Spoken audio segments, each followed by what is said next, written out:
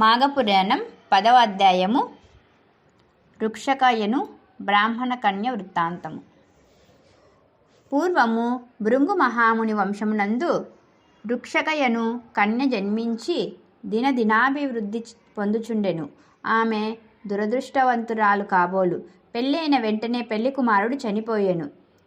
రుక్షక తన దురదృష్టముకు దుఃఖించి విరక్తి భావముతో ఇల్లు విడిచి గంగానది తీరమునకు పోయి ఆశ్రమము నిర్మించుకొని ఆ శ్రీమన్నారాయణ గూర్చి తపస్సు ప్రారంభించెను. ఆ విధంగా చాలా సంవత్సరాలు ఆచరించుట వలన అనేక మాఘమాస స్నానములు ఫలము దక్కెను. ఆమె మనోవాంఛ ఈడేరు సమయం దగ్గర పడినది. ఒకనాడు ఆమె తపస్సు చేసుకొనుచు ప్రాణములు విడిచెను. ఆ రోజు చాలా సంవత్సరములు వైకుంఠమందేయుండి తర్వాత బ్రహ్మలోకమునకు పోయెను. ఆమె మాఘమాస ప్రతిఫలము కలిగిన పవిత్రరాలు అగుటచే బ్రహ్మదేవుడు ఆమెను సత్యలోకములో దేవకార్యములు తీర్చుటకు అప్సరశ్రీగా చేసి తిలోత్తమాయను పేరుతో సత్యలోకమునకు పంపెను. ఆ కాలములో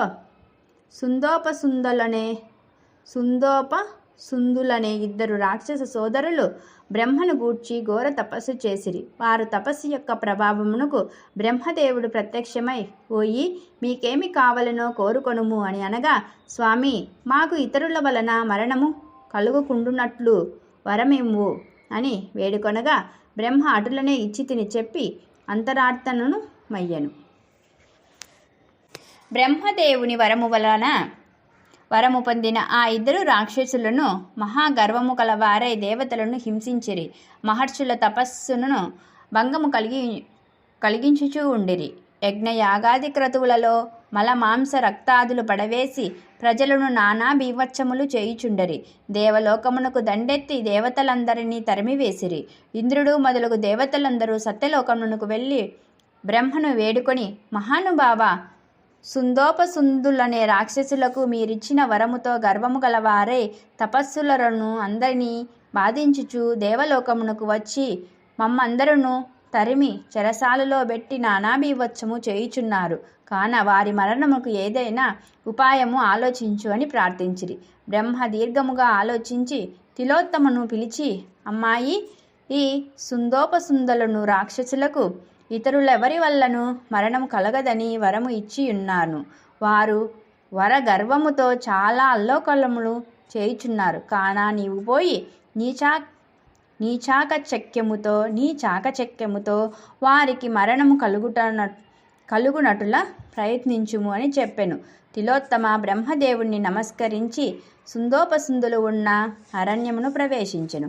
ఆమె చేత వీణ పట్టుకొని మధురమైన పాటలు పాడుకొనుచు ఆ రాక్షస సోదరులున్న నివాసమునకు సమీపంలో తిరుగుచుండెను. వీణానాదమును ఆమె మధురగానమును విని ఆ దానన సోదరులు అటునిటు తిరుగునట్లుయే ననుసరిస్తూ ప్రేక్షకుల వలె వెంటాడుచుండిరి. నన్ను వరింపుమని తిలోత్తమను ఎవరికి వారు బ్రతిమలాడసాగరి. అంతటా ఆ తిలోత్తమ, ఓ రాక్షసులారా, మిమ్మలను పెళ్లి ఆడుట నాకు ఇష్టమే. మీరిద్దరూ నాకు సమానులే. నేను మీ ఇద్దరు ఎడల సమాన ప్రేమతో ఉన్నాను. కానీ ఇద్దరినీ వివాహం ఆడుట సాధ్యం కానిది. కాన నా కోరిక ఒకటి ఉన్నది. అది ఏమనగా, ఈ ఇద్దరిలో ఎవరు బలవంతులో వారికే నేను సొంతం కాగలను అని చెప్పెను. ఆమె మాటలకు సుందోపసుందులకు పౌరుషములు వచ్చినవి.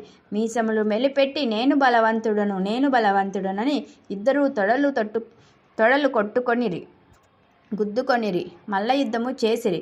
ఇక ఆ యుద్ధములు పట్టుదల వచ్చి గదలు పట్టిరి. ముద్దరాలై నెత్తురు దెబ్బకు దెబ్బ కొట్టుకొనుచుండిరి. వారి పోరాటము 2 పర్వతాలు ఢీకొన్నట్లుగా ఉన్నది. మేఘాలు ఉరిమినట్లుగా అరుచుచూ భయంకరముగా యుద్ధము చేసిరి. గదా యుద్ధము తర్వాత కత్తులు దూసిరి. ఆ కత్తి యుద్ధములో ఒకరి ఖడ్గము మరొకరికి తగిలినందున ఇద్దరి తలలు తిరిగి కింద పడినవి. ఇద్దరూ చనిపోయిరి. తిలోత్తమను దేవతలు దీవించిరి. ఆమె బ్రహ్మకడకు పోయి జరిగినది అంతా తెలియపరచగా బ్రహ్మ సంతోషించి, తిలోత్తమ, నీవు మంచి కార్యము చేసితివి. నీ వలన సుందోపసుందులు మరణించిరి. నీకు ఈ బలము వచ్చుటకు కారణం నీవు చేసియున్న మాఘమాస వ్రతఫలమేగాన నీవు దేవలోకమునకు వెళ్ళుము. దేవతలు నిన్ను గౌరవిస్తారు. అచట అప్సరసలందరికంటే నీవే అధికురాలు వగుదవు అని పంపెను. 10వ అధ్యాయం సంపూర్ణం.